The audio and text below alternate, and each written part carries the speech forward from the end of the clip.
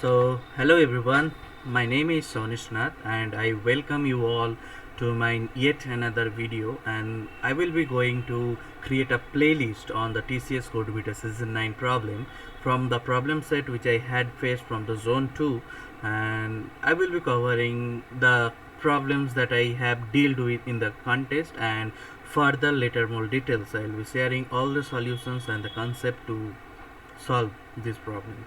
So today I will be starting with a very simple but a tricky problem, which is binary equivalence. In my problem state, this binary equivalence problem is basically most easiest problems I had, and it is based on the binary strings, and the solution is very much interesting because you need to uh, need to transcode each and every integer into the binary form and use the hash table to store the number of zeros and ones, and that's it. The solution is pretty simple and pretty neat. So as from the problem statement, it states that there was a man which is named as binary, and he is going to found a real one problem that he only has understand the binary string, and his house is located at the maximum binary equivalence, and from the given set of numbers, a binary equivalence is basically a set which is made upon the integers, basically the permutations of the integers, which is only consist of zeros and ones. We all know the definition of binary thing, which is only made of the zeros and ones, and we have some constraint, and we just need to find the maximum set of binary equivalence in where the number of sums of zeros and the summations of number of all the one in those particular set is basically same, and how many sets are there. It is basically finding out the problem, and to solve the problem we had to consider and make a point of this note that the array of I, each and every integers of the array must be unique. Okay, and from the input statement it states there is a n number of decimal numbers. The first input is n, which is only tells about the number of integers, and next n contains the n space separated decimal numbers, and the output is only the single string or single binary bit, which is the answer of our maximum binary equivalence, basically, which is the summation of all the sum of zeros and all the sum of ones is just equal how many sets we are going to find. So for example, there in case of 3, if the value of n is 3, and we have 3 separated space separated integers is 2, 7 and 10, and for if I explain this, that the decimal number 2 can be represented using only 1 and 0, which is basically 2 bits, but we have to find the maximum in those array elements, in those inputted integers, and after finding the maximum element we want to add or pad zeros in each segment of bits in a segment of next integers, which is 2 and 7, to make the same as bit as the maximum one. So number 10 can be represent 1010, so maximum number of bits can be represented is number 4.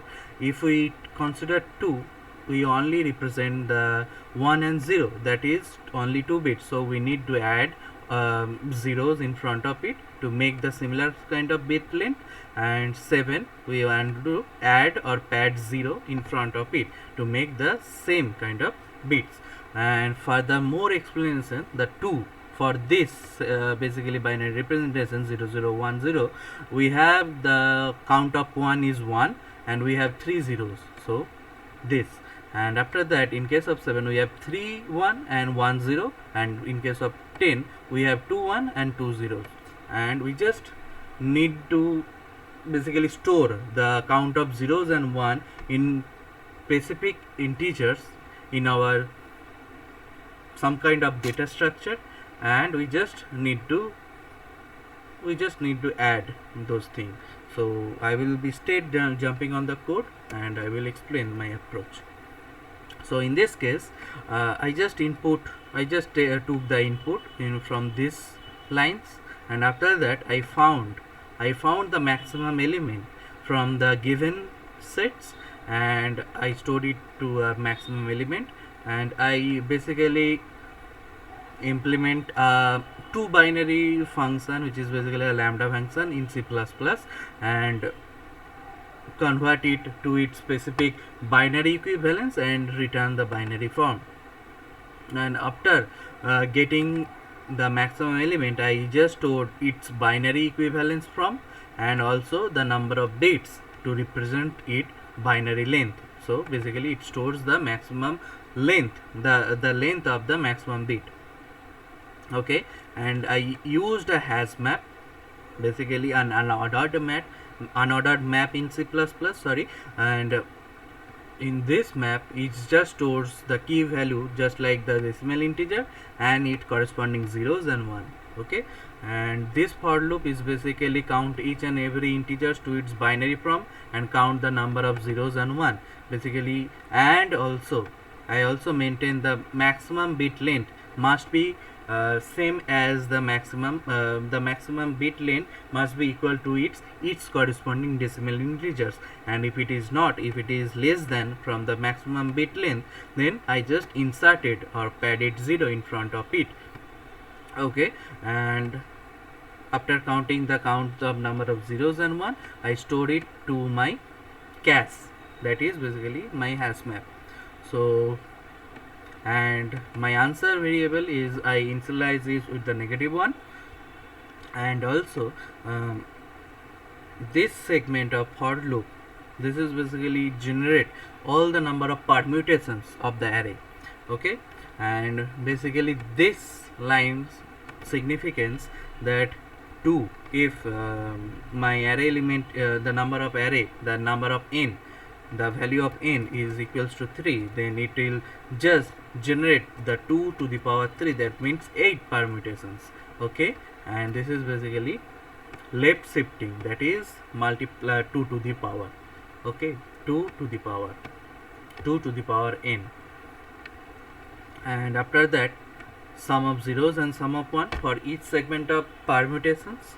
And after that I basically count the number of zeros and 1 and count of zeros and ones if the number of zeros and the number of ones are basically equal. Okay, basically these are equal, number of zeros and the number of ones must if it is equal, then I increase my answer. So exploring all the permutations, I will found all my possible answers, and after finding my answer I just again convert it to its binary equivalence and again check the number of bits is equal to its maximum bit, otherwise I will pad zeros in front of it. Again this set of lines is similar as this concept, and after that my answer is my desired output. So let's run the code. So for the segments, the input is the first segment, the input is 3, 2, 7, 10. Okay, I copied it and paste it here and paste. So you will find that 10 is represented 0010, 7 is represented 0111, 10 1010, and my maximum binary equivalence, that means I will find the maximum number of permutations in the binary equivalent binary set. This is number of 3. Okay, that means we basically find that we have 3 different type of sets which have the similar kind of zeros and ones. The summation of zeros and the summation of 1 is equal. Okay, and after that I convert it to its binary equivalence and give the output. And basically this is a very simple approach. If I get down to it, the second test case, which is 1 and 7, I again run my code and enter 1 and the 7. So you will find that 7 is represented 77111, and we had find anything, no other set, so the answer is 0. That's it.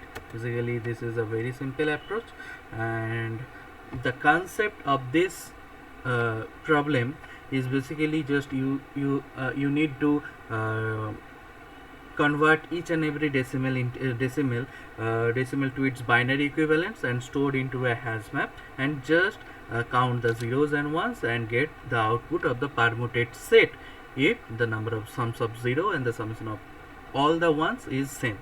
So find the number of possible permutations, and after finding the 1 and 0, you just increase your answer, and after whole this process you just get the answer, pad it to the number of zeros if it is less number of bits from the maximum bit, and get the output. So for this code solution you will find it to the video description, and also I will share the PDF, PDF for the zone 2 problem, and for the next upcoming videos I will cover the another set of problems that I had did in the contest, and that's it. We'll see in the next video. Thank you.